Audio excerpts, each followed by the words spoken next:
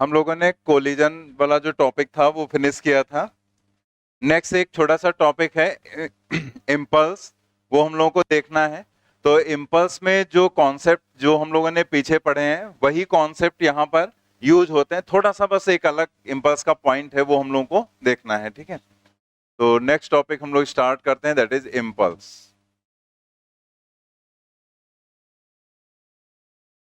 हमने जैसे कोलिजन पढ़ाते समय आपको बताया था कि इम्पल्स जो होगा वो चेंज इन मोमेंटम बराबर ही होता है, ठीक है। तो एक तरह से मोमेंटम वाला कॉन्सेप्ट इसमें पीछे वाला जो है वो यूज होना ही होना है। और इम्पल्सिव फोर्स भी टर्म हमने यूज किया था जब कोलिजन पढ़ा रहे थे कि अगर एक बहुत लार्ज फोर्स एक शॉर्ट टाइम के लिए, मतलब एक छोटे से समय के लिए अगर एक्ट करता है तो हम उसे नाम दे देते हैं इम्पल्स का। तो वही चीज यहां पर है, हमें देखना है। तो जस्ट यहाँ पर कुछ भी बेसिक पॉइंट है, बस जस्ट पहला पॉइंट देखते हैं। जैसे हम लोग यहाँ पर इम्पल्स जो है तो उसको हम लोग नॉर्मली जे से डिनोट कर लेते हैं, और इम्पल्स ऑफ फोर्स लिखा गया है यहाँ पर, इसका मतलब कुछ और भी होगा। तो आगे जब हम लोग पढ़ेंगे रोटेशनल मोशन तो वहां पर आएगा इम्पल्स ऑफ टॉर्क, ठीक है। तो यहाँ पर हम लोग देख रहे हैं impulse of force. If a large force acts on a body for a small time, then the product of force with time is defined as impulse. तो जो मेन डेफिनेशन इसकी है वो दी जाती है F इंटू डी टी, और यहां पर इसे इंटीग्रेट कर देते हैं T1 से लेकर T2 तक, ठीक है। F into D T T1 to T2, F D T, और इसे इंटीग्रेट करेंगे और ये आ जाएगा इम्पल्स। चूंकि टाइम जो है वो कैसी क्वांटिटी है, स्केलर। इम्पल्स यहां पर वेक्टर क्वांटिटी है, फोर्स कैसी वेक्टर क्वांटिटी, लेकिन इसका कोई रोल है नहीं, मतलब डायरेक्शन की वजह से हम लोग देख रहे हैं कि डायरेक्शन में इसका कोई रोल है नहीं। तो इसका मतलब जो डायरेक्शन फोर्स की होगी वही डायरेक्शन इम्पल्स की हो जाएगी, ठीक है। तो दोनों सेम डायरेक्शन में रहेंगे। जो ये डेफिनेशन है इस पर क्वेश्चन आपके यहां अभी तक सिर्फ एक बार पूछा गया, लेकिन एक बार पूछा जा चुका है। तो हम लोग इसका एक और फॉर्मूला डिराइव करते हैं जिस पर ज्यादातर क्वेश्चंस पूछे गए हैं, लेकिन वेरिएबल फोर्स करके भी क्वेश्चन आपके यहां दिया जा चुका, तो वो क्वेश्चन मैंने डाल भी दिया, अभी हम लोग कर भी लेंगे, ठीक है। उससे हमें और भी चीजें समझ में आ जाएंगी और वेरिएशन कैसे कर सकते हैं, और बाकी इससे हम एक और रिजल्ट अभी निकालेंगे, ठीक है। बाकी इम्पल्स के लिए जैसे फोर्स और डिस्प्ले, ये जो है टाइम है इसका मल्टीप्लीकेशन, तो मोमेंटम ही तो होगा भाई। अगर हम मोमेंटम की बात करें तो F is equal to D P divided by D T ही होता है। तो D F into D T momentum, मतलब जो यूनिट डायमेंशन मोमेंटम की होंगी वही यूनिट और डायमेंशन इम्पल्स की भी हो जाएंगी। तो लिख दिया गया एसआई यूनिट न्यूटन सेकेंड या kilogram metre per second, vector quantity है, और यूनिट डायमेंशन क्या हो जाएगी, M L T minus one.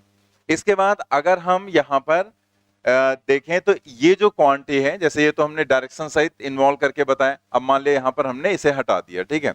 Direction वगैरह जो भी है वो तो हमने समझ लिया, जस्ट हम इसके मैग्नीट्यूड पर आते हैं। तो ये जो क्वांटिटी है इसको हम लोग इंटीग्रेशन से जानते हैं, क्या लिखते हैं। इंटीग्रेशन जब हमने पढ़ाया था तो आपको बताया गया था कि इसे कैसे लिखेंगे, this is area between F T curve and time axis, ठीक है। अब आप यहां पर देखो कि जैसे यही पॉइंट आपको बताया गया था मोमेंटम में भी, यही पॉइंट वहां भी बताया गया था, area between F T curve and time axis gives change in momentum, और यहां पर बताया जा रहा है area between F T curve and time axis gives impulse, ठीक है।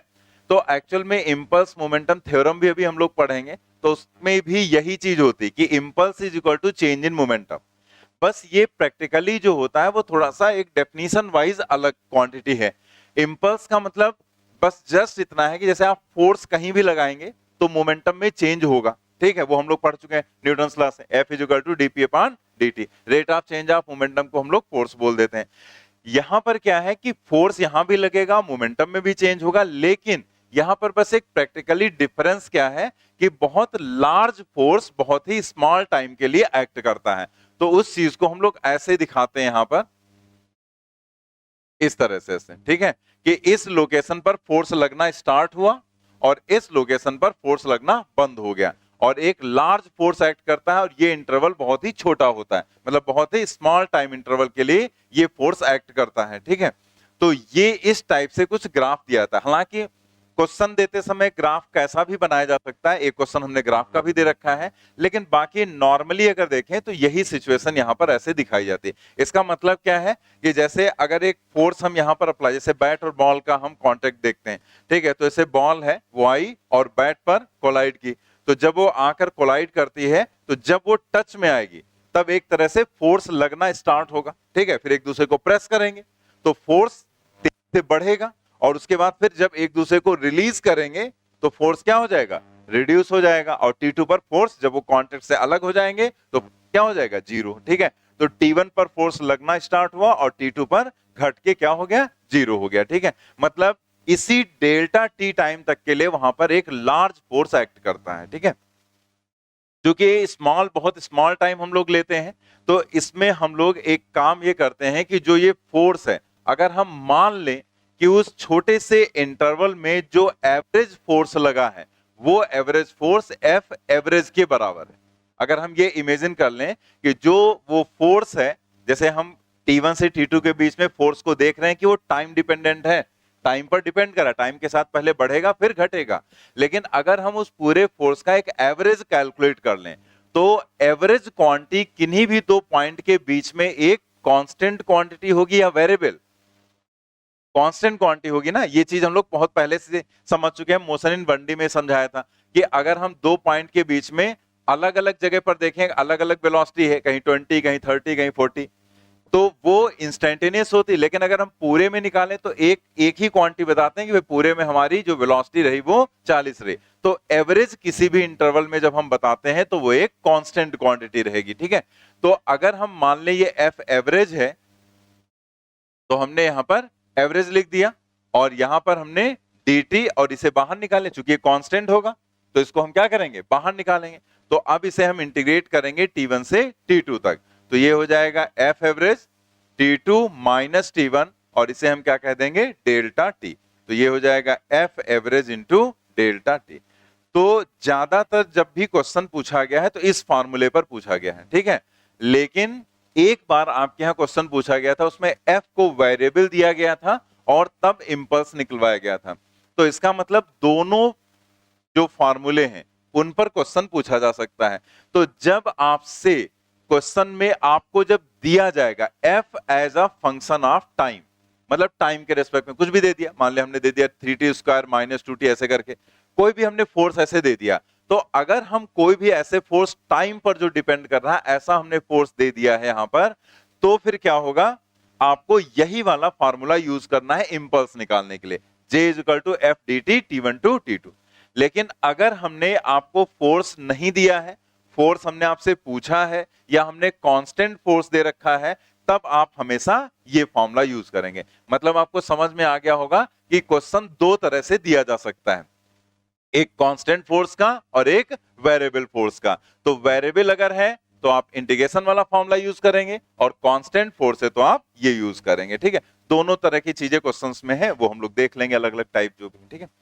तो यहां पर ये जो पॉइंट हमने लिखा है इसको लिखना पड़ेगा, तो मैं थोड़ा ऐसे लिख दिया था रफली, सही से लिख देते हैं। जो यहाँ पर चौथा नंबर है उसमें लिखा गया है, in case of impulse force is time dependent, so if f average is the magnitude of average force then, तो यहां पर हम लोग कैसे लिखेंगे, J is equal to f dt T1 to T2, ठीक है। और जो इसमें क्वांटिटी जैसे माना गया है कि f एवरेज, तो जब हम f की जगह पर f एवरेज रख देंगे तो उस f एवरेज को हम बाहर निकाल लेंगे और फिर हम dt को इंटीग्रेट कर देंगे T2 से T1 तक, ठीक है। तब यहां पर ये हो जाएगा f एवरेज और ये हो जाएगा यहां पर T2 minus T1, and then J is equal to हो जाएगा f average into delta T. Note कर लेंगे, हाँ हाँ, फोर्थ पॉइंट में लिखना है, फोर्थ नंबर का पॉइंट जो है उसी में लिखना, बस इतना ही लिखना है, वहां पर जगह है अच्छी खासी वहां।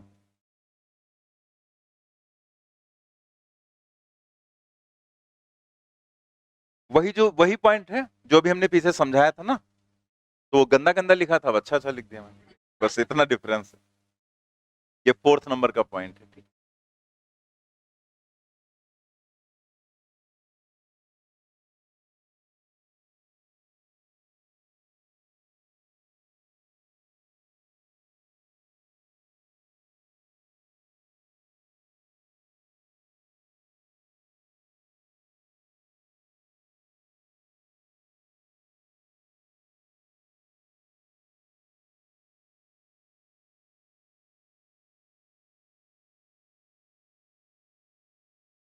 ठीक है।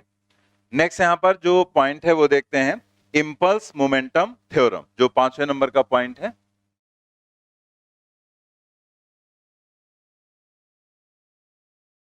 एक्चुअल में जैसे हम लोग जानते हैं न्यूटन सेकंड लॉ हम लोग कैसे लिखते हैं, F is equal to dP divided by dt। ठीक है, ये न्यूटन सेकंड लॉ।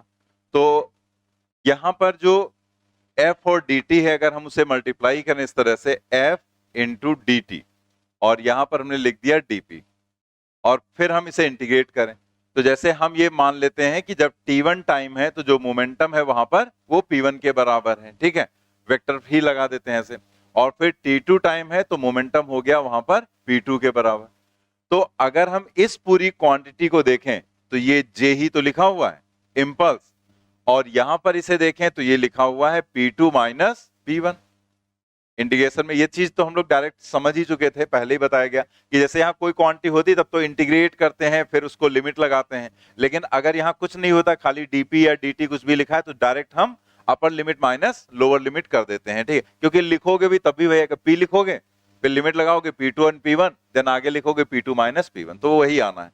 और P2 माइनस P1 को हम लोग क्या लिख सकते हैं, चेंज इन मोमेंटम, मतलब डेल्टा P लिख सकते हैं। और जो फोर्थ नंबर का पॉइंट आया है, उस फोर्थ नंबर के पॉइंट में क्या आया है, J equal to F average into delta T. तो इसका मतलब हम इसी को ये भी लिख सकते हैं, F average into delta T.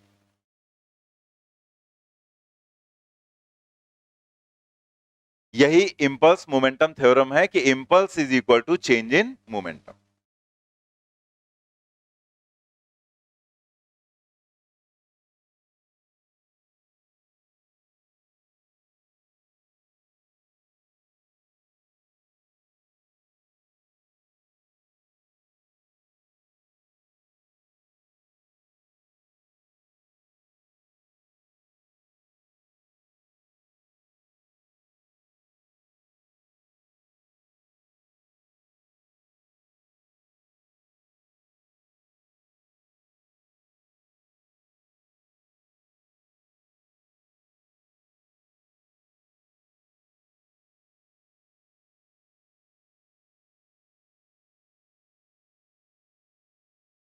नीचे लिख दिया गया है, that is the impulse of a force is equal to the change in momentum. और साथ में एक पॉइंट और है, J F and delta P. आप यहां देखो, जे एफ एवरेज और डेल्टा पी, ये मतलब जो भी फोर्स वहां पर लग रहा है, चाहे एफ लगाओ चाहे एफ एवरेज हो, ठीक है, वो जो भी फोर्स वहां पर है, और डेल्टा पी और जे, ये तीनों सेम डायरेक्शन में रहेंगे हमेशा, क्योंकि डेल्टा टी की तो कोई डायरेक्शन होगी नहीं, वो तो टाइम है। तो इसका मतलब इन तीनों की डायरेक्शन सेम रहेगी, और सेम डायरेक्शन होने का मतलब क्या हुआ कि किन्हीं भी दो के बीच अगर आप एंगल निकालेंगे तो एंगल क्या होगा, 0 डिग्री हो जाएगा। ठीक है, तो यहां लिख दिया गया, जे F and delta T all will be in the same direction, so angle between any two will be 0। इस तरह से क्वेश्चन काफी पहले बार आईआईटी में पूछा गया था, तो उसमें ऐसे ही पूरा क्वेश्चन, ऐसे पूरी कहानी दे दी कि एक बॉल है, बैट से आके कोलाइड करती है एंड सो ऑन, और उसके बाद लास्ट में पूछ दिया गया था कि इंपल्स और जो एवरेज फोर्स वहां पर होगा उसके बीच में एंगल क्या हो जाएगा, तो क्या होगा, 0 डिग्री। कुछ सॉल्व करने की जरूरत थोड़े है, क्योंकि वो तो हमेशा तीनों क्या रहेंगे, सेम डायरेक्शन में। तो चाहे जे डेल्टा पी में पूछे, चाहे डेल्टा पी और एफ एवरेज में पूछे, सभी के बीच में अगर आप देखेंगे तो किन्हीं भी दो के बीच का एंगल क्या रहेगा, 0 डिग्री रहेगा। ठीक है, क्वेश्चंस पर आ जाते हैं।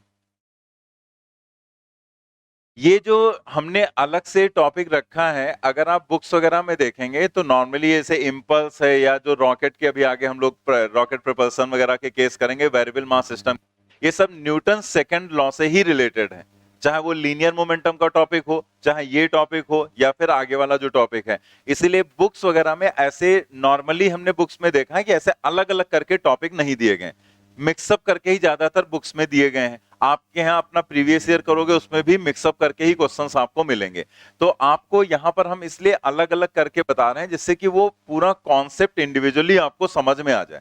ठीक है, तो ये एक उसी मतलब न्यूटन सेकंड लॉ का ही एक पार्ट है, वहीं से सारी चीजें जनरेट भी। देखो आप, इंपल्स मोमेंटम थ्योरम वहीं से आए, तो वो बुक्स में मिक्सअप करके दिया गया होगा, लेकिन यहाँ पर हमने अलग से आपको बता दिया, तो अब समझ में आ जाएगा कि हाँ, इंपल्स के क्वेश्चंस किस टाइप के बनते हैं। तो वो एक साथ हम लोग करने जा रहे हैं। ठीक है, तो आ जाते हैं, छोटे छोटे क्वेश्चंस रहते हैं, बहुत ज्यादा कुछ नहीं रहता इसमें। नॉर्मली अभी तक जैसे कई बार जब क्वेश्चन पूछा गया है तो वो इसी एफ एवरेज वाले कॉन्सेप्ट पर ही ज्यादातर क्वेश्चंस पूछे गए हैं, ठीक है।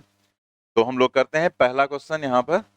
A force exerts an impulse J on a body changing its speed from U to V। मतलब एक कोई भी बॉडी है तो उसकी स्पीड को वो चेंज कर रहा है U से क्या कर दे रहा है V, उस पर इंपल्स जो लगाया गया J के बराबर। The force and the object motion are along the same line। Find the work done by the force। Force and the object motion मतलब जिधर फोर्स लगाया गया उधर ही मोशन हो रहा है, ठीक है। और यहां पर आपसे पूछा गया है work done by the force, W work निकालना है आपको। तो देखो वर्क अगर आपसे पूछा गया है तो आपके पास दो कॉन्सेप्ट हैं, आप चेंज इन काइनेटिक एनर्जी से भी निकाल सकते हैं और साथ ही साथ work is equal to force into displacement से भी निकाल सकते हैं। तो हम जैसे वर्क हमने लिखा तो जब फोर्स और डिस्प्लेसमेंट उसने कह दिया ना कि जो यहाँ पर फोर्स है और जो ऑब्जेक्ट मोशन है सेम डायरेक्शन में, इसका मतलब जो भी वर्क हो जाएगा वो सीधे सीधे F इंटू ds के बराबर हो जाएगा, ठीक है। तो जो भी यहाँ पर है F इंटू या डिस्प्लेसमेंट है डेल्टा S लिख लेते हैं, ठीक है। F इंटू नेट डिस्प्लेसमेंट जो हुआ डेल्टा S उसके बराबर हो जाएगा। अब आपको यहाँ लाना है इंपल्स और साथ ही साथ आपको लाना है यहाँ पर जो दिया गया है, इसमें इंपल्स दिया गया है और क्या दिया गया है U और V दिया गया है, ठीक है। तो हम यहां पर एक काम कर सकते हैं, इंपल्स अभी हमने पढ़ा फोर्स इंटू डेल्टा टी, तो हम यहां पर एक काम करें, इसे डेल्टा टी से मल्टीप्लाई कर दें और डेल्टा टी से डिवाइड कर दें। तो अब हम ये F इंटू डेल्टा टी को एक साथ लिख सकते हैं, ठीक है, और delta S divided by delta T को एक साथ लिख सकते हैं। ये F इंटू डेल्टा टी जो है वो क्या होगा, इंपल्स हो गया, और डेल्टा S मतलब net displacement upon time interval, average velocity, average होगा ना इंस्टेंटेनियस ने एवरेज वेलोसिटी, तो इसे हम लिखेंगे यहां पर V एवरेज। और आपको याद होगा अगर यहां वेलोसिटी U है यहां V है और फोर्स कांस्टेंट है तो एवरेज वेलोसिटी क्या होती, U प्लस V बाई 2। तो यहां पर क्या आ जाएगा U plus V divided by 2, ये इसका आंसर।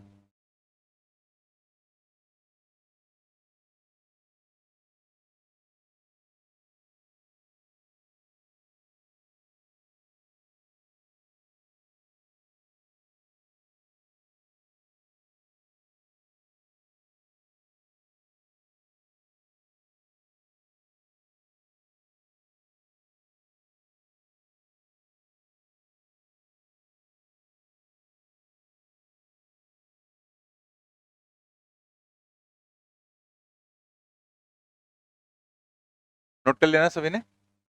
तो बाकी आप इसको जो है जैसे ये सबसे इजी तरीका था तो ऐसे बता दिएगा, बाकी आप ऐसे भी कर सकते थे, W equal to change in kinetic energy, बस उसमें मास नहीं पता था तो मास इज इक्वल टू कैसे निकालते, J is equal to delta P से चेंज इन मोमेंटम से वहां से मास निकाल के रख देते, वैसे भी सॉल्व कर सकते हैं बट ऐसे ही करो ये ज्यादा सही है, ठीक है। नेक्स्ट यहाँ पर देखते हैं सेकेंड क्वेश्चन।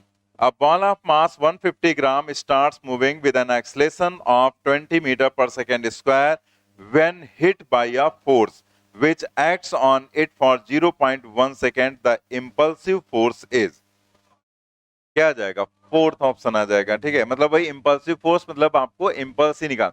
इंपल्सिव फोर्स की कंडीशन में आपको जैसे यहाँ पर ऑप्शंस थोड़ा सा चेक कर लेते हैं कि जैसे न्यूटन सेकंड दिया गया तो जैसे कई बार कंफ्यूजन होता है ना कि हमें फोर्स तो नहीं पूछा जा रहा, तो ऑप्शन से क्लियर हो जाता है न्यूटन सेकंड दिया गया मतलब इंपल्स आपको निकालना है, ठीक है। तो second question J is equal to F into delta T, ठीक है। ये यहाँ पर F लिखो, F एवरेज लिखो, वो रहेगा ही एवरेज ही फोर्स, अगर जब तक वेरिएबल फोर्स ना दिया जाए। कोई जरूरी नहीं होता है कि आप यहाँ F एवरेज ही लिखें बार बार, ठीक है, वो F लिख दो तब भी वही सही माना जाएगा क्योंकि और कोई चारा है ही नहीं आपके पास ना, इसके अलावा और कुछ लिख भी तो नहीं सकते हैं। तो F हो गया और F इज इक्वल टू क्या होता है, mass into acceleration into delta T. Values डाल देते हैं यहाँ पर, मास कितना 150 तो 0.15 हो जाएगा और एक्सलेशन कितना है 20 मीटर पर सेकेंड स्क्वायर, तो 20 हो गया और डेल्टा टी क्या है 0.1 सेकेंड। देखो वैसे भी हमें एक चीज हमने आपको पहले बता रखी, अगर कोई क्वांटिटी कांस्टेंट है तो फिर अगर वो कांस्टेंट है तो फिर सब कहीं एक ही जैसा तो रहेगा, ठीक है, जैसे अगर वेलोसिटी ही कांस्टेंट आप ले लो तो सब कहीं एक जैसी वेलोसिटी रहेगी, तो अगर आप एवरेज निकालोगे तो भी वही आएगा, इंस्टेंटेनियस निकालोगे तो भी वही आएगा। समझाया था ना 1D में कि अगर मान लिया कोई बॉडी 20 मीटर पर सेकंड से जा रही तो उसमें कोई चेंज नहीं अगर हो रहा है तो सब कहीं 20 रहेगा, तो इंस्टेंटेनियस देखोगे तब भी 20 और एवरेज अगर ओवरऑल निकालोगे तब भी वो 20 ही रहेगा। ठीक है, तो यहां पर एवरेज लिखो या ना लिखो, जब वो कांस्टेंट है तो एवरेज इंस्टेंटेनियस सब बराबर ही रहता है। ठीक है, किसी को आप मल्टीप्लाई कर लेंगे तो यहां पर क्या आ जाएगा 0.3 Newton second. Fourth option, a cricket ball of mass 150 gram is moving with a velocity of 12 meter per second and hits by a bat so that the ball is turned back with a velocity of 18 meter per second. The force of blow act for 0.01 second on the ball. Find impulse and the force exerted by the bat on the ball. क्या जाएगा second. तो यहां पर जो है जैसे आपसे जो पीछे वाला केस था, मतलब कोलिजन था, उसमें भी हम लोगों ने किया था ना ऐसा क्वेश्चन। ठीक है, तो वहां पर चेंज इन मोमेंटम जैसे निकालते हैं वैसे यहां पर आपको करना है।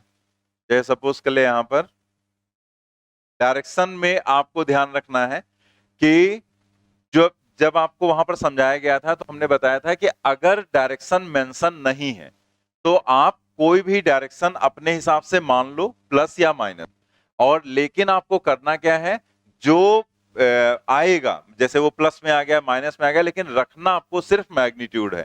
और जब डायरेक्शन मेंशन होगी पहले से तो जो मेंशन है उसके हिसाब से जो आएगा वो आपको रखना है। पीछे समझाया गया था ना कोलिजन में, जिसमें वो दिया गया था take initial direction as positive. लेकिन नॉर्मली आप करो क्या कि जब आपको डायरेक्शन ना दी जाए तो आप फाइनल डायरेक्शन को हमेशा पॉजिटिव ले लो। ठीक है, उससे क्या रहता है, माइनस आएगा ही नहीं अगर फाइनल डायरेक्शन को आप पॉजिटिव लेंगे। जैसे यहां पर जो बॉल है वो आकर कोलाइड करेगी इससे, तो बॉल का मास आपको कुछ भी ऐसे मान लेते हैं m, और जो इनिशियल स्पीड है उसको हमने u मान लिया, वो आपको दिया ही गया है, u कितना है 12, और फिर ये रिबाउंड करेगी, तो जब ये रिबाउंड करेगी इस तरह से तो मास तो वही रहेगा और स्पीड क्या हो जाएगी v। तो आप क्या करो, फाइनल जो यहां पर है उससे आप पॉजिटिव मान लो और जो इनिशियल डायरेक्शन है फिर वो क्या हो जाएगी, नेगेटिव हो जाएगी। ठीक है, तो हम लोग यहां पर क्या हमें निकालना है, इंपल्स। तो इंपल्स का मतलब क्या होता है, चेंज इन मोमेंटम। मास आपको दिया गया है कितना, 150 ग्राम, दैट इज 0.15 किलोग्राम। ठीक है, ये मास हो गया। अब impulse is equal to change in momentum, और चेंज इन मोमेंटम निकालना हम लोगों को पता ही है कि P final minus P initial. Final momentum हो जाएगा m इंटू वी प्लस में, ठीक है, माइनस इनिशियल मोमेंटम हो जाएगा m इंटू यू माइनस में। तो यहां से हम लोग क्या करेंगे, m कॉमन लेंगे और यहां लिखेंगे v प्लस यू। m की वैल्यू यहां पर है 0.15 और v कितना आपको दिया गया है, v दिया गया 18 और u दिया गया है 12। ऐड कर लेते हैं, 0.15 इंटू 30 आ जाएगा ना, तो ये आ जाएगा कितना 4.5 न्यूटन सेकेंड।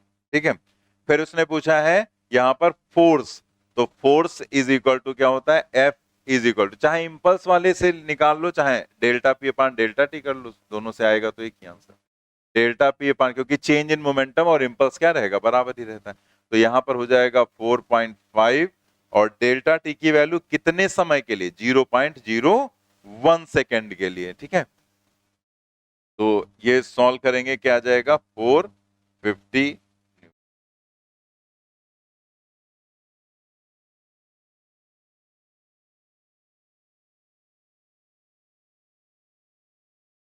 अब इसमें कैसे भी आपको क्वेश्चन दिया जा सकता है, जैसे यहां पर जो है आपको कैसे दिया गया क्वेश्चन में, यहां पर आपको दिया गया है इस तरह से, ठीक है, कि स्ट्रेट आया और स्ट्रेट ही बॉल वापस चली गई। ठीक है, दूसरे केस में क्या हो जाएगा, दूसरा जो यहां पर क्वेश्चन दिया गया है तो उसमें यही चीज ऐसे की जा सकती है कि किसी एंगल पर बॉल आई और ऐसे वहां पर रिबाउंड कर गई, तब भी आपसे यही चीज पूछी जा सकती है, इंपल्स और चेंज इन मोमेंटम। तो चेंज इन मोमेंटम कैसे निकालेंगे, आपको पीछे कोलिजन में बताया गया था ना कि delta P is equal to 1 plus E M U cos theta.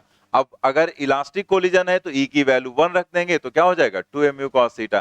तो मतलब दोनों तरह से क्वेश्चंस बनाकर दिए जा सकते हैं, सीधे आई बॉल सीधे ऐसे रिबाउंड हो गई, तब भी वहां पर ऐसे किया जा सकता है, और किसी एंगल पर आएगी तब कैसे करेंगे अगले क्वेश्चन से देख लेते हैं हम लोग।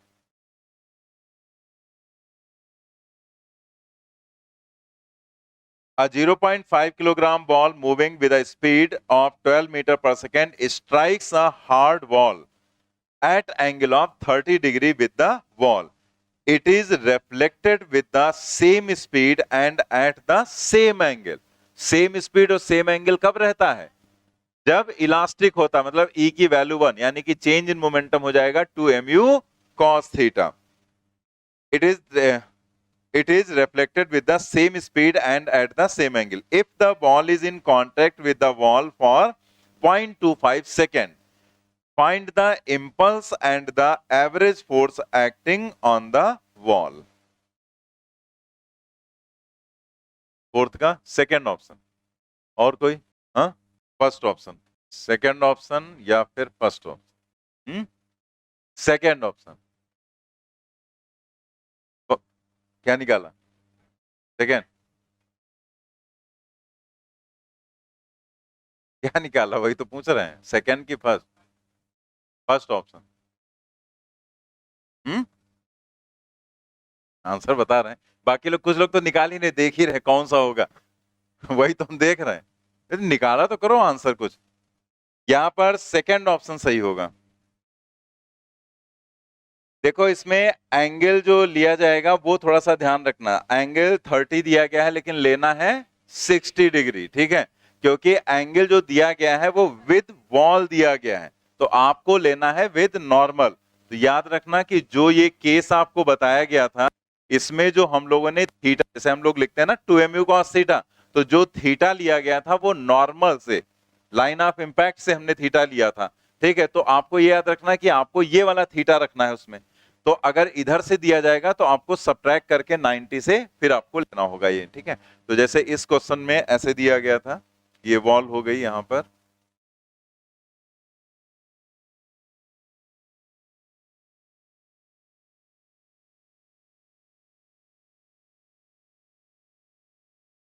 तो आपको ये एंगल दिया गया है ना, विद द वॉल दिया गया है, दैट इज 30 डिग्री, ठीक है। तो इधर का जो एंगल है वो हो जाएगा 60 डिग्री, और इसी को आपको थीटा लेना है, और फिर जिस स्पीड से आएगी उसी स्पीड से वो चली गई। तो यहां पर मतलब वही इलास्टिक कोलिजन वाली कंडीशन हो गई, तो डायरेक्ट हम लोग जो इम्पल्स पूछा गया ना, तो इम्पल्स इज इक्वल टू क्या हो जाएगा, चेंज इन मोमेंटम। तो हमें कुछ डेराइव करने की जरूरत नहीं, इसीलिए वो केस बताया गया था, क्योंकि इस तरह से क्वेश्चंस आप लोगों के पूछे जा चुके हैं, ठीक है। तो आपको यहाँ पर जरूरत नहीं पड़ेगी फिर डेराइव करने की, तुरंत आप कर लेंगे 2mu cos थीटा। वैल्यूज डालते हैं 2, मास आपको दिया गया है 0.5, u की वैल्यू आपको दी गई है 12, और cos 60 डिग्री आ जाए, cos 60 होता है 1/2, कैंसिल हो जाएगा 2, तो यहां पर क्या आ जाएगा 6 न्यूटन सेकेंड आ जाएगा।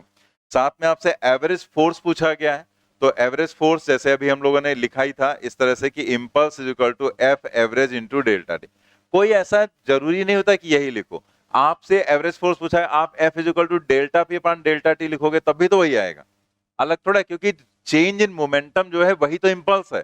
तो चाहे इंपल्स लिख दो यहाँ, चाहे चेंज इन मोमेंटम लिख दो, आंसर एक ही आना है, ठीक है। तो यहां से एफ एवरेज क्या आ जाएगा, that is equal to J upon delta T, वही न्यूटन सेकंड ही आएगा, delta P upon delta T. तो जे कितना है 6, टाइम कितना है 0.25, ठीक है। तो ये दोनों डेसिमल हटाएंगे, 2 जीरो बढ़ेंगे, मतलब 4 आ जाएगा, यानी कि 24 न्यूटन आ जाएगा यहाँ पर, ठीक। तो second option 6 Newton second and 24 Newton.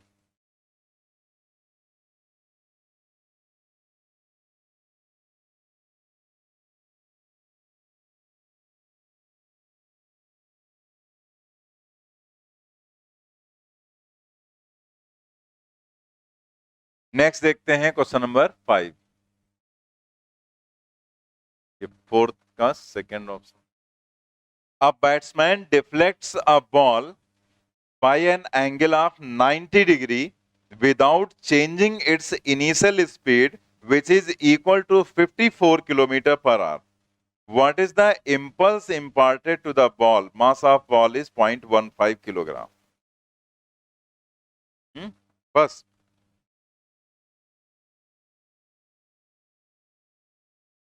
First and second, first है कुछ लोगों का सेकंड, बाकी लोग अभी ट्राई कर रहे हैं। अरे सभी लोग ट्राई करो, कुछ तो निकालो यार आंसर। इन सब में फोर्स की डायरेक्शन तो आप समझ जाएंगे ना क्या होगी, कि फिर बताना पड़ेगा। फोर्स अगर ये जैसे ये क्वेश्चन है या पीछे बैट वाला क्वेश्चन था, तो फोर्स जैसे यहां पर है, बॉल ऐसे है, ऐसे टकरा के ऐसे चली गई, तो अगर फोर्स ऑन बॉल पूछा जाए या फोर्स ऑन यहां पर बॉल, तो जैसे हमने कह दिया ए और बी ये डायरेक्शन हो गई, और एक डायरेक्शन ये हो गई, यहां पर सी और डी कह दिया गया, ठीक है, ये मान लिया ओ है। तो फोर्स ऑन जो वॉल है वो किधर लगेगा, या इसके अलावा कोई और डायरेक्शन हो जाएगी, किधर लगेगा, ओडी की तरफ, ऑन बॉल, क्योंकि जब ऐसे बॉल कोलाइड करेगी तो लाइन ऑफ इंपैक्ट यही बनेगी जाके ना, ये जो हमने ड्रॉ किया है इसी को हम कहेंगे लाइन ऑफ इंपैक्ट, ठीक है। तो फोर्स इसी के अलोंग लगेगा, तो यहां पर जो फोर्स लगेगा ये एफ एवरेज जैसे हमने निकाला, तो ये क्या हो जाएगा, फोर्स ऑन वॉल, ये वॉल पर फोर्स हो जाएगा। और अगर बॉल पर फोर्स पूछा जाएगा, तो बॉल पर फोर्स जैसे लगता है ऐसे कि ये यहां गए, या यहां पर बैट भी हो सकता है, ठीक है, वॉल की जगह, तो ऐसे अगर इसने टर्न किया है, ठीक है, तो बॉल पर जो फोर्स लगेगा वो इस डायरेक्शन में नहीं लगेगा, ठीक है, कि ऐसे आई ऐसे चली गई तो उसने इधर फोर्स लगाया होगा, फोर्स उधर नहीं लगेगा, फोर्स इधर लगा होगा, ठीक है, एफ एवरेज के बराबर उतना ही फोर्स जितना उधर लगेगा, एक्शन रिएक्शन, ठीक है। तो ये जो हो जाएगा, this is force on ball, ये बॉल पर फोर्स होगा, फोर्स लाइन ऑफ इंपैक्ट के अलोंग ही लगेगा, ठीक है, टर्निंग इधर होगी, चेंज इधर होगा, यहां पर मतलब ऐसे और ऐसे, ठीक है। तो जो फोर्स होगा वो चेंज इन मोमेंटम की डायरेक्शन में लगेगा, तो चेंज इन मोमेंटम इस डायरेक्शन में होगा, ठीक है, टर्न ऐसे होगा। जैसे आप ऐसे सोचो कि इनिशियल और फाइनल हम वेलोसिटीज दिखाते हैं, जैसे आपको वेक्टर में बताया गया था ना, कि ये अगर इनिशियल वेलोसिटी है और ये अगर फाइनल वेलोसिटी है, तो अगर आप चेंज इन वेलोसिटी देखेंगे, तो चेंज इधर से इधर हुआ, तो वो चेंज वाला वेक्टर हम ये दिखाएंगे ना, डेल्टा वी, तो जिधर चेंज दिखाते हैं उधर ही डेल्टा पी आप दिखाएंगे, उधर ही फोर्स दिखाएंगे। मतलब कोई चीज ऐसे जा रही है, तो जब आप उस पर ऐसे फोर्स लगाएंगे तब उसकी डायरेक्शन इस तरह से चेंज करेगी, ठीक है।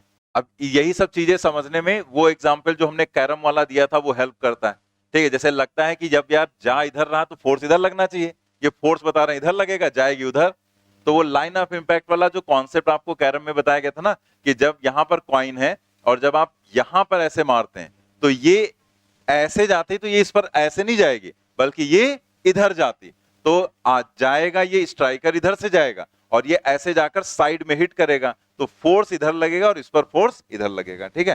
तो जो फोर्स लग रहा है वो अलग डायरेक्शन में, मतलब मोमेंटम में जो चेंज हो रहा है वो इस डायरेक्शन में हो रहा है, ठीक है।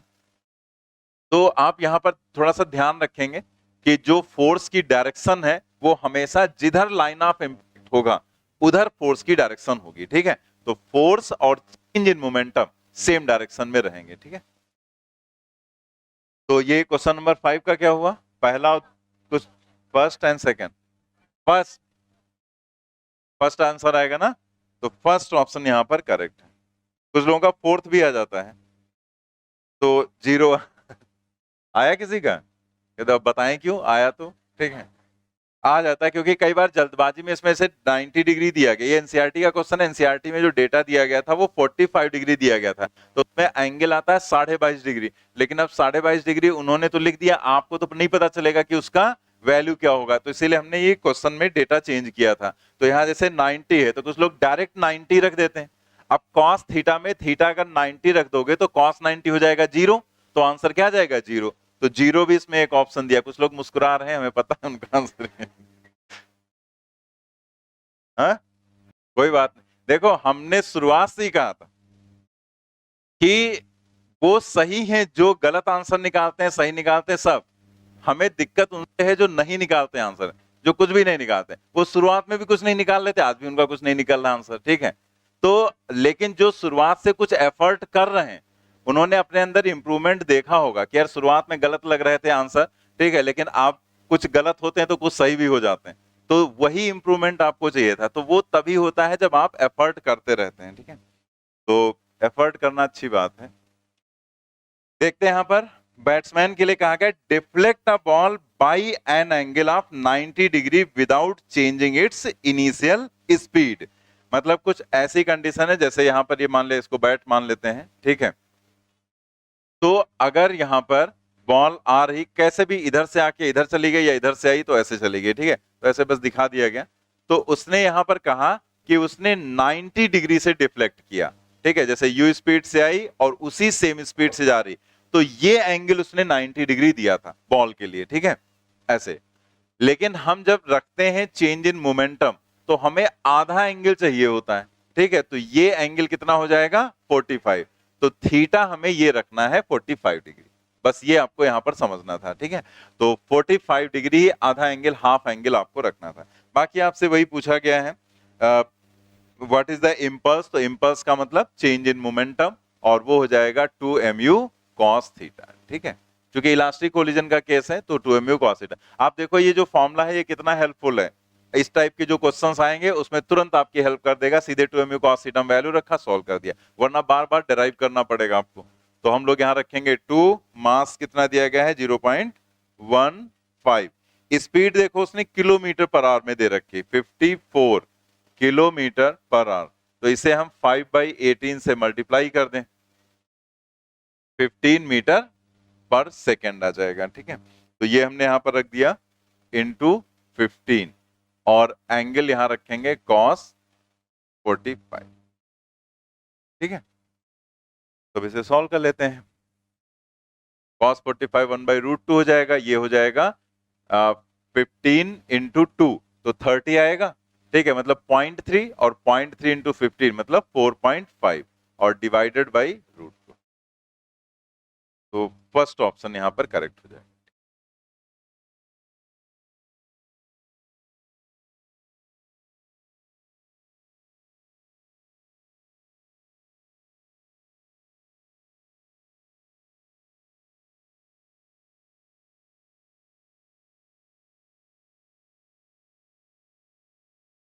सिक्स ऐसे ऐसे थ्योरेटिकल क्वेश्चंस भी बनाए जा सकते हैं। The momentum is most closely related to, impulse हो जाएगा, फोर्स मत लिख देना, ठीक है, क्योंकि एफ डीपी अपान dt होता है, लेकिन जो मोमेंटम होता है वो सीधे सीधे इम्पल्स के बराबर, मतलब चेंज इन मोमेंटम होता है, तो most closely related to impulse इसका आंसर हो जाएगा सेकंड ऑप्शन, ठीक है। नेक्स्ट देखते हैं, ये क्वेश्चन काफी पहले आपके यहाँ पूछा गया था 7 नंबर, तो इसमें अगर आप देखें तो फोर्स वेरिएबल दिया गया है। A bullet is fired from a gun. The force on the bullet is given by F is equal to 600 minus 2 10 to power 5 T, where F is in Newton and T in second. The force on the bullet becomes zero as soon as it leaves the barrel. What is the average impulse imparted to the bullet? Third.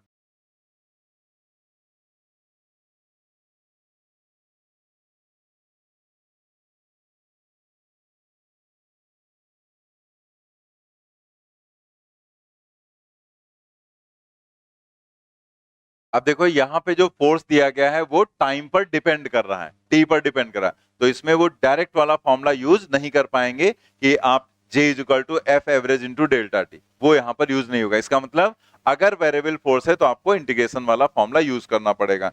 तो जब आप integration का formula use करेंगे, impulse what is the average impulse imparted कहा गया, average मतलब वही impulse ही आपको लिखना है, ठीक है। तो J is equal to F into D T, और लिमिट लगाएंगे T2 एंड T1, ठीक है। तो हम लोग यहां पर रखते हैं वैल्यू जरा, 600 minus 2 into 10 to the power 5 T, और ये हो गया dt। अब लिमिट रखते हैं यहां पर T1 और T2। अब प्रॉब्लम यहां पर एक ये है कि जैसे अगर हम T1 की बात करें तो T1 वो टाइम होता है जहां से फोर्स लगना स्टार्ट होता है, तो वो तो हम 0 ले लेंगे T1 की वैल्यू। लेकिन प्रॉब्लम है T2 की, कि T2 हम क्या लेंगे, कितने समय तक के लिए फोर्स लगा। तो उसने यहां पर कहा है the force on the bullet becomes 0 as soon as it leaves the barrel, ठीक है, मतलब जब वो बैरल को छोड़कर निकलेगी बुलेट तब वहां पर फोर्स क्या हो जाएगा 0। तो इसका मतलब फोर्स 0 कितने समय के बाद होगा वो हमें यहां से पता चल जाएगा, क्योंकि फोर्स टाइम पर दिखाएगा ना, कि जब तक चाहे वो बैरल के अंदर है तो जैसे जैसे टाइम का वेरिएशन होगा वैसे फोर्स में कुछ चेंज आएंगे, तो वो आपको यहां से मिल जाएगा। तो अगर आपको ये देखना है कि फोर्स कितने समय के बाद जीरो होगा, तो आप यहां पर क्या करेंगे, रख देंगे अकॉर्डिंग टू प्रॉब्लम, हम लोग यहां पर रखेंगे F इज इक्वल टू 0।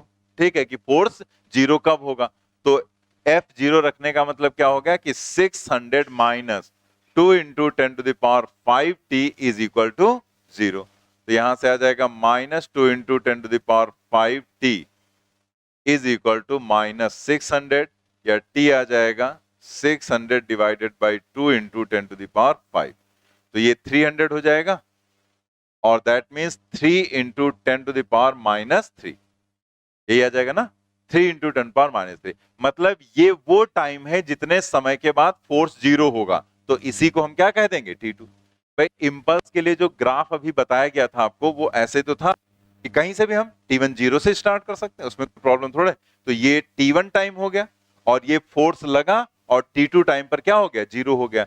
तो जितने समय तक के लिए फोर्स लगेगा उतने ही समय के लिए तो इंपल्स रहेगा वहां पर, जितने समय के लिए कांटेक्ट में रहता है। ठीक है, तो वही पॉइंट यहां पर है कि जितने समय के लिए कांटेक्ट में रहेगा, तो T1 0 से स्टार्ट हुआ और इतने समय तक फोर्स वहां पर लगता रहा। इसका मतलब जो दूसरी लिमिट हो गई वो 3 इंटू 10⁻⁻3। बस क्वेश्चन यहां पर खत्म। जो कॉन्सेप्ट था, आगे क्या, इंटीग्रेशन। इंटीग्रेशन हमें आता है, इसे हम इंटीग्रेट कर लेंगे, लिमिट रख देंगे, आंसर आ जाएगा।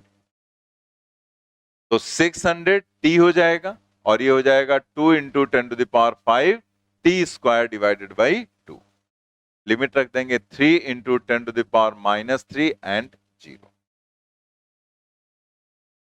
तो अपर लिमिट रखना है 600 इंटू 3 इंटू 10⁻⁻3 माइनस 10⁵ और 3 इंटू 10⁻⁻3 स्क्वायर।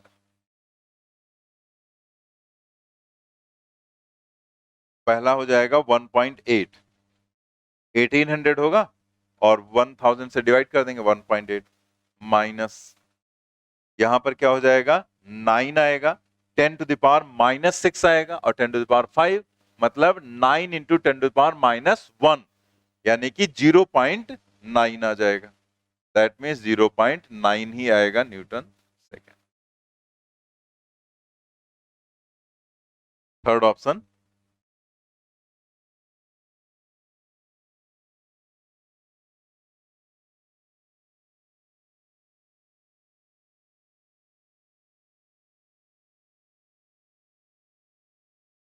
तो अगर कभी वेरिएबल फोर्स दिया जाएगा तो आपको क्वेश्चन में यही फॉर्मूला यूज करना है, उसमें कुछ और करना नहीं रहेगा, इंटीग्रेट करना है बस। ठीक है, लिमिट जो है वो आपको डायरेक्ट भी दी जा सकती है, तो डायरेक्ट दी जाएगी तब तो कोई प्रॉब्लम ही नहीं, वो तो आपके लिए समझना और भी आसान हो जाएगा, भाई इतने से इतने तक हमने लिमिट लगा दी यहाँ पर।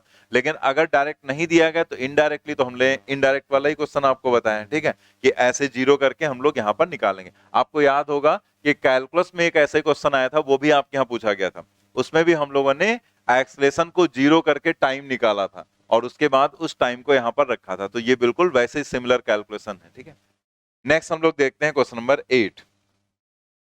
A large force is acting on a body for a short time. The impulse imparted is equal to the change in momentum.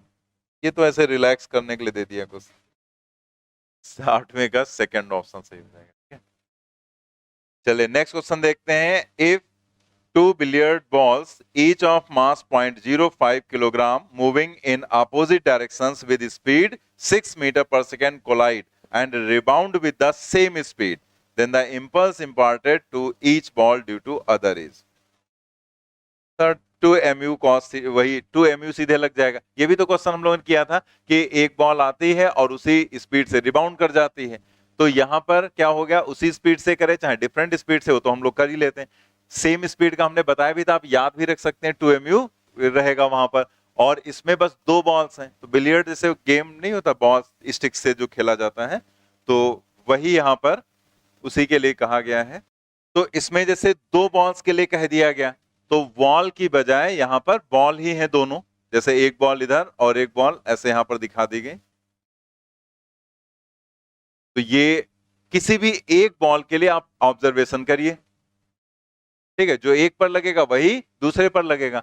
तो जैसे हम कहते हैं कि ये u स्पीड से आ रही बॉल, तो अगर ये u स्पीड से आई है और फिर उसी स्पीड से ये रिबाउंड करेगी यहां पर, तो ये बात की कंडीशन हमने दिखा दी ऐसे, ठीक है, उसी स्पीड से ये इस तरह से रिबाउंड कर जाएगी।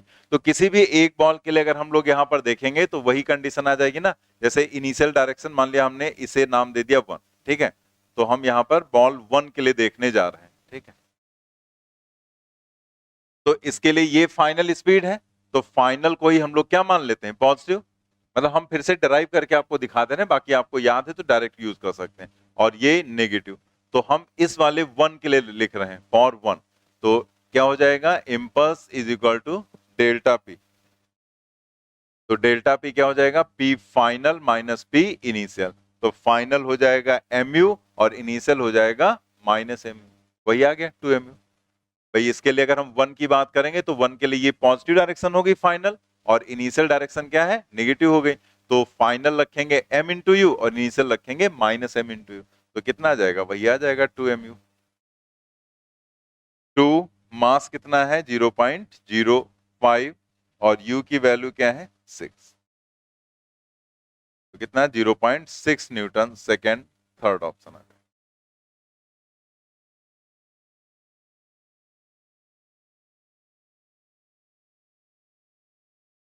ये भी यहाँ एनसीईआरटी में ही दिया गया है क्वेश्चन, क्वेश्चन नंबर 9।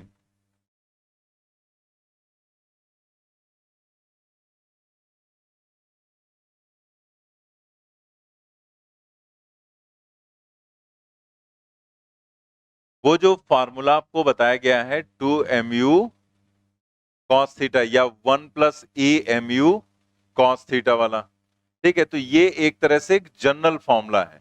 ये तब रहता है जब u is equal to v, मतलब दोनों स्पीड बराबर हो जाती हैं, और ये हम लोग यहाँ पर यूज करते हैं जब कोई भी स्पीड में चेंज आ जाता है, मतलब कोएफिशिएंट ऑफ रेस्टिट्यूशन अगर आपको दिया हो, तो मतलब एक तरह से देखा जाए तो ये हमारा एक जनरल फॉर्मूला है, जो किसी एंगल पर आएगा तब लगेगा, चाहे जैसे भी है। जैसे अगर ये वाला केस देखो, तो इसे आप अगर डराइव नहीं करना चाहते हैं तो इसी से इसको कर सकते हैं। बस जब भी आपको कोई डायरेक्शन वाला दिया जाएगा प्रॉब्लम, तो डायरेक्शन आपको फिर ध्यान रखनी होगी, तो इसीलिए हम इसको डराइव करके आपको दिखा देते हैं, इसीलिए हमने आपको डायरेक्शंस वहां पर बता दी क्या होंगे, क्योंकि वो सिर्फ मैग्नीट्यूड आपको देगा, ठीक है, तो हमें पता होना चाहिए, इसीलिए आपको डेरिवेशन बता दिया गया पूरा कि ये जो चेंज इन मोमेंटम होगा तो वो किधर होगा। तो आपको अगर कोई भी क्वेश्चन दिया जाएगा, तो जैसे दो चीजें हैं, मान ली ये बॉल है, ये बैट है या फिर वॉल है, तो यहां पर जैसे अगर बॉल आएगी और रिबाउंड करेगी ऐसे, तो इस पर जो फोर्स लगेगा वो ऐसे, और इस बॉल पर जो भी फोर्स लगेगा वो इस डायरेक्शन में। ये हमने डायरेक्शन आपको अलग से बता दी, लाइन ऑफ इंपैक्ट के अलॉन्ग। अब मान लिया उसने क्वेश्चन में इस डायरेक्शन को पॉजिटिव दे दिया, ठीक है, तो ये डायरेक्शन क्या होगी, नेगेटिव, तो वो डायरेक्शन इन्वॉल्व कर सकता है, हालांकि ऐसा नहीं किया गया है, एक क्वेश्चन हमने बताया था उसी में किया गया था, बाकी और नहीं किया गया, लेकिन हम तैयार रहे इस बात के लिए कि वो डायरेक्शन इन्वॉल्व कर सकता है।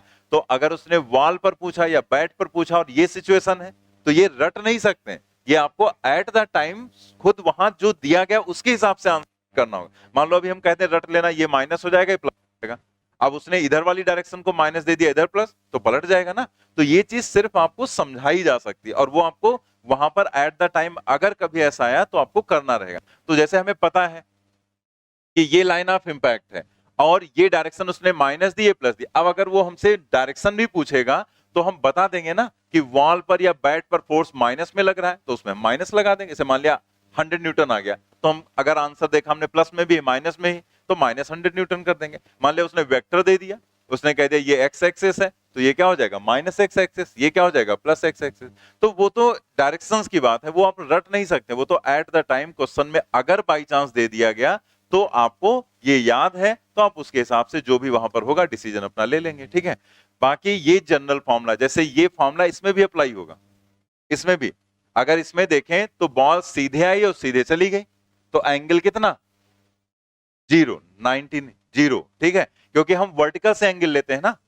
अगर हम वॉल से एंगल देखेंगे तब तो इस वेलोसिटी का एंगल 90 होगा, लेकिन हम वॉल से नहीं, हम वर्टिकल से एंगल देखते हैं, तो वर्टिकल से एंगल लिया जाता है ना लाइन ऑफ इंपैक्ट से। तो अगर कोई चीज ऐसे आ रही थी तो एंगल था, लेकिन अगर हम इसे ऐसे कर दें एंगल यही चीज क्या हो जाएगी 0 हो जाएगी, ठीक है। जैसे ऐसे थीटा है, ऐसे कर दिया तो 0 हो गया। तो अगर आप इसमें 0 रख दो और e की वैल्यू 1 रख दो, जैसे जितनी स्पीड से आई उतनी स्पीड से रिबाउंड हो गई, तो e क्या हो गया 1, तो ये क्या हो गया 1 + 1, और यहां पर क्या हो गया mu cos 0, तो ये क्या आ गया 2mu, वही चीज आ गई। ठीक, तो ये जनरल फॉर्मूला एक तरीके से है जो 1 + e mu cos थीटा। तो ये चाहे इलास्टिक हो, इनइलास्टिक हो, परफेक्टली इलास्टिक हो, ऐसा भी केस होगा, कितना भी एंगल यहां पर दिया जाएगा आप इससे तुरंत निकाल सकते हैं। कि हमने इसका भी डेरिवेशन आपको बता रखा है और ये भी हमने 2-3 बार आपको डेरिवेशन बता दिया। ठीक है, चलिए आगे बढ़ते हैं हम लोग नेक्स्ट क्वेश्चन पर, question number 10। First, question number 10 का फर्स्ट ऑप्शन, और किसी का कुछ आया हो? सेकेंड, प्लस माइनस का ही चक्कर है बस, सेकेंड ऑप्शन भी आ गया। अब देखते हैं यहां पर कौन सही डिसाइड कर पाता है।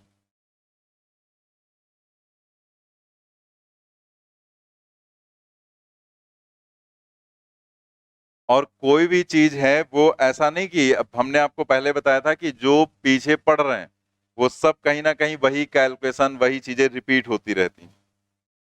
तो पीछे की चीजें आपको ध्यान है तो आप सही डिसीजन ले पाएंगे यहां पर।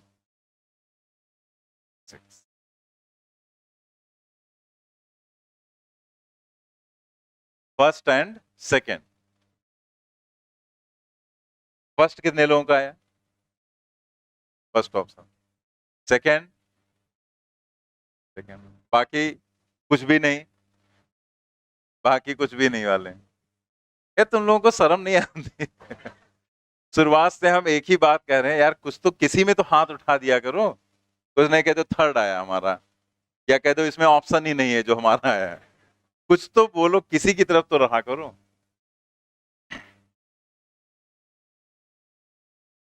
तो इसमें जो है सेकंड ऑप्शन जिन लोगों का आया है वो सही, फर्स्ट वाला नहीं। ठीक है, अब आप देखो यहां पर क्या प्रॉब्लम हुई। जैसे इसमें आपसे कहा गया है in the figure given below the position time graph of a particle of mass 0.1 kilogram is shown. Mass दे दिया गया 0.1, the impulse at t is equal to 2 second. मतलब इस पॉइंट पर आपसे इम्पल्स पूछा गया, तो जाहिर सी बात है वहां पर वेलोसिटी में चेंज हुआ होगा। तो वेलोसिटी में चेंज दिख भी रहा है क्योंकि xt ग्राफ का जो स्लोप होता है वो हमें देता है वेलोसिटी।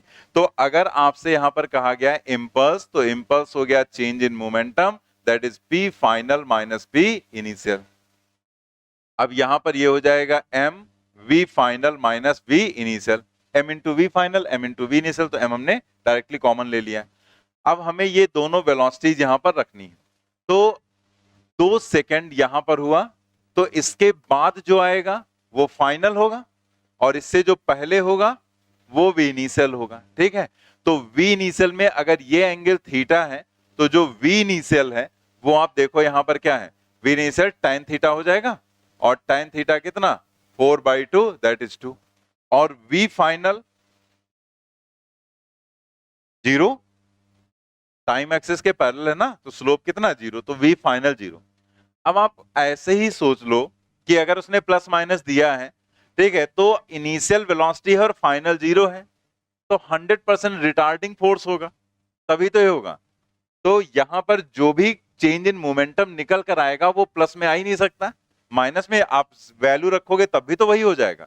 जैसे आप यहां पर वैल्यू रखो तो मास कितना दिया गया आपको 0.1, तो ये हुआ 0.1, वी फाइनल की वैल्यू 0, वी इनिशियल की वैल्यू 2, तो यहां पर कितना आ जाएगा -0.2 किलोग्राम मीटर पर सेकेंड, जैसे उसमें दिया गया यूनिट। ठीक है, तो सेकंड ऑप्शन। अब इसमें देखो हमने अपनी तरफ से हमने क्या कहा था, जब वो आपको डायरेक्शन दे देगा तो आप अपनी तरफ से फिर कोई भी काम वहां पर नहीं करेंगे। तो यहां दिया गया है ना, हमने क्या अपनी तरफ से कोई साइन माना कहीं पर? कहीं पर हमने यहां कोई अपनी तरफ से ये प्लस माना है? नहीं। अब वो आया है यहां पर 0 अपनी तरफ से नहीं लिया, वो आया है वहां से सॉल्व करके, और फिर जो फॉर्मूला होता है उसमें हमने जो वैल्यू जैसे थी वैसे रख दी, तो ऑटोमेटिकली वो 0.2 आ गया जो इंपल्स है। ठीक है, माइनस में।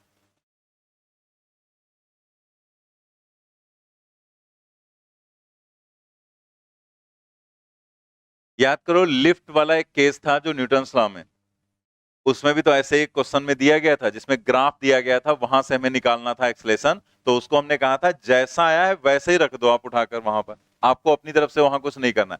तो वही सारी चीजें आप देखो कि जैसे अब इस यही सब होता है, आप ध्यान नहीं देते हैं, फिर आपको लगता है कि ये प्लस माइनस का चक्कर तो हमें बड़ा कंफ्यूज कर रहा है। वो कंफ्यूज क्यों करेगा? जैसे आप कहीं पर देखो, हम शुरुआत से बता रहे हैं ना कि अगर डायरेक्शन उसने दे दी है, ठीक है, तो वो आपसे पूछ सकता है, फिर आप विद साइन रखेंगे, जो जैसा आ रहा वैसा रखें। अपनी तरफ से इसमें कोई चेंज हम नहीं कर सकते। हम अपनी तरफ से यहां पर चेंज तब करते जब हम कुछ माने होते इसमें कि भाई ये चीज प्लस है, ये चीज माइनस है, तो हमने कुछ ऐसा तो माना नहीं, तो हम पूरा सॉल्व करते चले गए, अपने आप वो आ गया। पिछले वाले क्वेश्चन में क्या था कि हमें मानना था कि इधर जो उससे पहले हम लोगों ने एक दो में जिसमें डायरेक्शन की बात की, जैसे मान लेते हैं ये प्लस है माइनस है अपनी तरफ से, तब वहां पर ये होता है कि सिर्फ आप मैग्नीट्यूड टिक करेंगे। ठीक है, नेक्स्ट देखते हैं क्वेश्चन नंबर 11। सिमिलर एनसीईआरटी में क्वेश्चन दिया गया, AIEEE में पूछा गया था 2010 में। सिमिलर है बिल्कुल, ठीक है, क्या आएगा? फोर्थ, फर्स्ट ऑप्शन आएगा, फर्स्ट ऑप्शन जिन लोगों का है वो सही। फोर्थ कहां से आ गया भाई? ये ऐसे यहां पर दिखाया गया, हमने बस दो दिखा दिया, ऐसे और भी वहां पर 4 पार्ट दिखाए गए, लेकिन हमें जरूरत नहीं पूरे को दिखाने की, क्योंकि उसने यहां पर एक पॉइंट लिखा है, figure shows the position xt graph of one dimensional motion of a body of mass 0.4 kilogram, the magnitude of, ध्यान देंगे उसने क्या पूछा, मैग्नीट्यूड कहा है, मैग्नीट्यूड ऑफ ईच इंपल्स, और आंसर सिर्फ एक ही एक ऑप्शन में एक एक आंसर दिया गया। इसका मतलब क्या हुआ कि जहां जहां वेरिएशन दिख रहा है आप कहीं पर भी निकाल लो, चाहे वो प्लस में आ जाए माइनस में आए, उससे कोई फर्क नहीं पड़ेगा, आएगा सब कहीं एक जैसा, बस उसका मैग्नीट्यूड बताना, प्लस में आए चाहे माइनस में, आपको मैग्नीट्यूड बताना। ईच इंपल्स मतलब सब कहीं एक जैसी सिचुएशन दिख रही, तो इंपल्स यहां पर जैसे चेंज दिख रहा है वेलोसिटी में, तो चाहे यहां निकाल लो, चाहे यहां निकाल लो, चाहे इस लोकेशन पर निकाल लो, चाहे यहां पर आगे निकाल लो, ठीक है। तो कहीं पर भी जहां पर वेलोसिटी में चेंज दिख रहा है वहां पर आप कैलकुलेट कर लो इंपल्स क्या हो जाएगा। फिर से यही सब रहेगा क्वेश्चन नंबर 11, ये पार्ट इतना यहां तक जो भी फॉर्मूला है वो ऐसे रहेगा, बस आपको इनिशियल और फाइनल निकालना। तो यहां पर पहले वैल्यूज लिख देते हैं हम,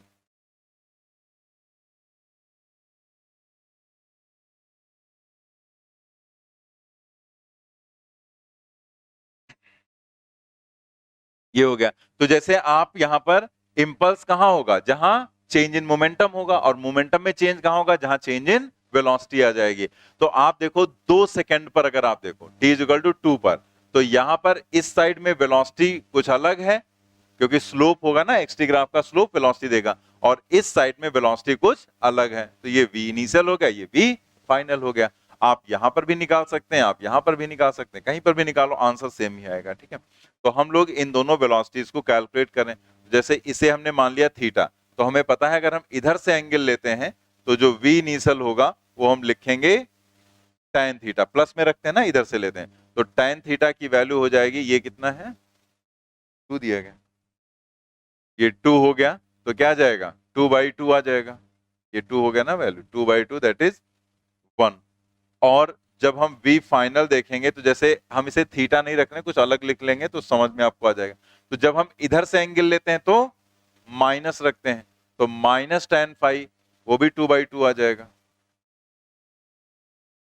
दैट इज -1। आप देख सकते हैं ना यहां पर ये 2 होगा, यहां से यहां तक ये भी 2 होगा, तो tan फाइव 2/2, ठीक है, और बाकी माइनस साइन तो रहेगा ही, स्लोप ही इस तरह से पॉजिटिव, इस तरह से नेगेटिव स्लोप। तो दोनों वेलोसिटीज आ गई, दोनों के यहां पर रख दो। मास कितना दिया गया है 0.4, 0.4, v फाइनल, फाइनल अगर आप देखें तो क्या है -1, और इनिशियल क्या है 1, तो ये माइनस और माइनस मतलब -2 हो जाएगा, दैट मीन 0.8 आ जाएगा माइनस में 0.8। लेकिन उसने कहा था मैग्नीट्यूड, तो जो मैग्नीट्यूड हो जाएगा J का वो क्या जाएगा 0.8 Newton second, first option correct.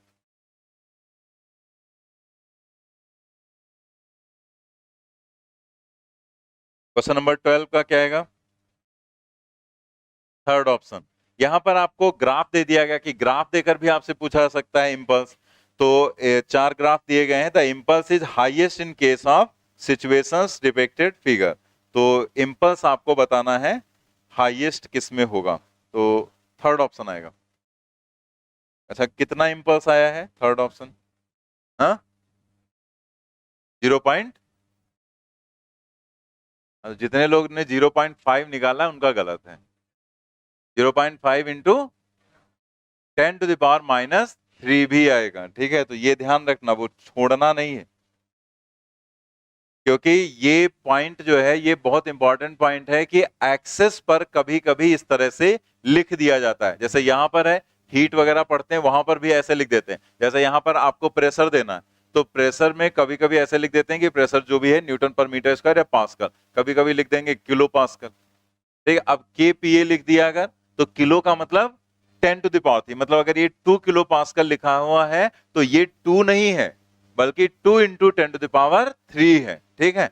ऐसे वॉल्यूम अगर लिख दिया तो वॉल्यूम को वहां पर उन्होंने अगर लिख दिया मीटर क्यूब में तब तो ठीक है, लेकिन अगर उसमें कोई भी पावर लगा दी, कुछ भी वहां पर लगा दिया, तो वो चीज आप छोड़ देंगे तो आपके आंसर्स गलत आएंगे। तो जैसे यहां पर अगर छोड़ भी दोगे तब भी कोई प्रॉब्लम नहीं होगी, क्योंकि सब में 10⁻³ लगा हुआ है, तो सब में छूटेगा, क्योंकि हमें सिर्फ ये बताना ना किसमें मैक्सिमम होगा किसमें मिनिमम। लेकिन अगर आंसर पूछा जाए और उसमें आप 0.5 लिख दोगे तब गलत हो जाएगा, क्योंकि 0.5 के साथ 10⁻³ भी आएगा, ठीक है? तो हम डायग्राम नहीं बना रहे हैं यहाँ पर, हम सीधे एरिया निकाल के आपको बता दे रहे हैं। तो एरिया निकालना तो हम लोग कई बार काम कर ही चुके हैं। क्वेश्चन नंबर 12 में इम्पल्स इज इक्वल टू क्या आ जाएगा? एरिया के बराबर। तो जो पहला वाला है पार्ट यहाँ पर, उसमें अगर आप एरिया निकालेंगे तो एरिया कितना आ जाएगा? वो इस रेक्टेंगल के फॉर्म में दिया गया है, तो 0.25 और इंटू 1, तो 1 इंटू 10⁻³ रखेंगे, तो यहां पर आ जाएगा 0.25 इंटू 10⁻³। फिर दूसरा वाला जो पार्ट है उसमें एरिया निकालेंगे, क्या है? ट्रायंगल हाफ बेस, बेस है कितना? 2, तो 2 इंटू 10⁻³ बेस देखो वहां पर 2, और जो टी की पावर दी गई है 10⁻³ वो भी आपको लेना है वहां पर, और इंटू हाइट, हाइट कितनी है? 0.3, तो ये कितना आ जाएगा? 0.3 इंटू 10⁻³। इसके बाद तीसरे वाले का एरिया अगर देखें आप, तो वहां पर क्या जाएगा? अगेन ट्रायंगल है, हाफ बेस, बेस कितना है? 1 इंटू 10⁻³ और इंटू हाइट कितनी है? 1, तो 0.5 इंटू 10⁻³ आ जाएगा, ठीक है? और इसी तरह से फोर्थ वाले ग्राफ का अगर एरिया निकालें तो अगेन वो यहाँ पर ट्रायंगल है, हाफ बेस क्या है? 1 इंटू 10⁻³ और हाइट क्या है? 1, दैट इज अगेन 0.5 10⁻³। अब उसने पूछा था हाईएस्ट किस में होगा, ठीक है? तो दो में सेम ही है, थर्ड और फोर्थ में, तो आंसर्स भी वैसे दिए गए, तो थर्ड एंड फोर्थ इनमें दोनों में हाईएस्ट हो जाएगा।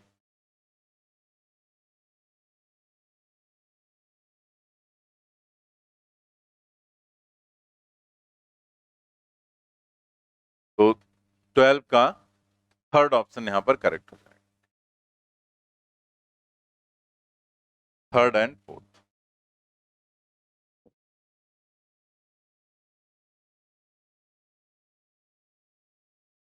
नोट कर लिया ना सभी ने?